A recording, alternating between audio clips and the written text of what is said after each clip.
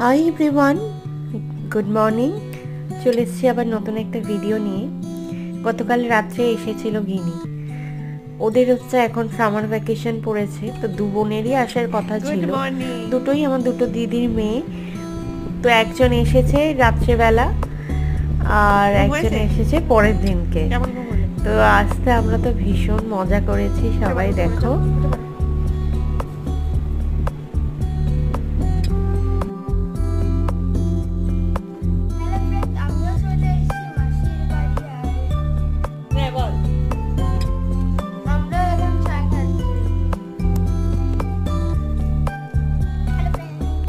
চলে গেছে, মুক্তা একা আছে, এই চা খাচ্ছে আর পকোড়া খাচ্ছে। কি টেস্টি। এরপরে আমরাও চলে যাব, ওর মিশে এলে আমরাও যাব।